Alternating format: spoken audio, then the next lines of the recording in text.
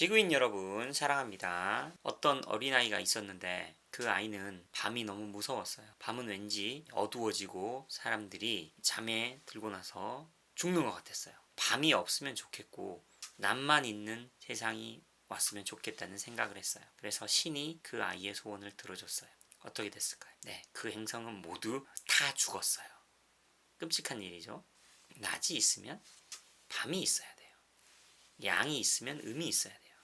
이것은 우주 법칙의 하나죠. 어느 하나만을 취할 수는 없습니다. 이것은 물리학적으로 N극이 있으면 S극이 반드시 존재하는 것과 같은 원리입니다. 보통 지구인들은 인생이 행복해야 된다는 고정관념을 가지고 있는 것 같아요. 여러분이 말하는 행복이라는 것은 대부분 기분의 유쾌함, 유쾌한 기분을 행복이라고 좀 정의를 하시는 것 같아요.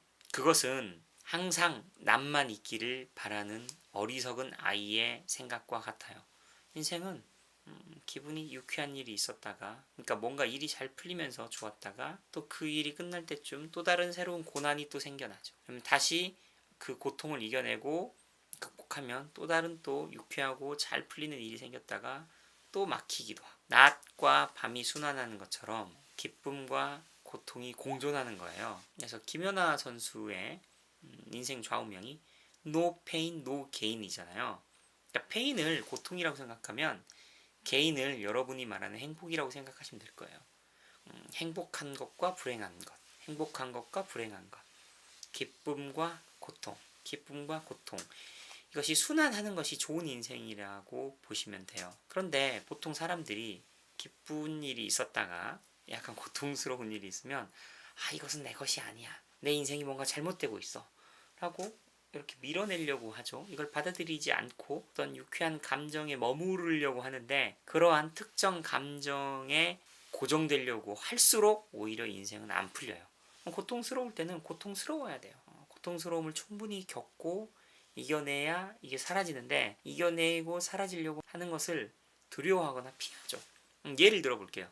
고3 학생이 있는데 공부하기 싫어요. 저도 공부를 잘하는 편이었지만 그런 저조차도 공부하기 싫을 때가 있어요. 제가 싫어하는 과목 같은 경우 안 할 수는 없잖아요. 성적을 올려야 되니까. 그래서 기쁠 때도 있지만 하기 싫은 일을 해야 될 때가 있어요. 그러면 그걸 해야 돼요. 그 고비를 넘겨야 돼요. 그러면 전체적으로 성적이 올라가면서 다음에 또 기쁨이 찾아오겠죠. 근데 어떤 사람은 공부하는 게 괴롭잖아요. 그래서 고3 때 공부를 안 해요.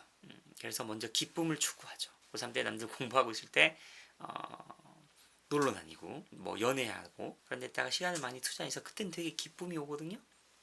근데 한 1년쯤 지나고 나서 남들은 좋은 대학 가서 이렇게 하고 있는데 본인은 본인 실력만큼 좋은 대학을 가지 못하고 그래서 기분이 나빠서 재수를 한다던가 뭐 이렇게 되면 고통을 나중에 느끼게 되죠.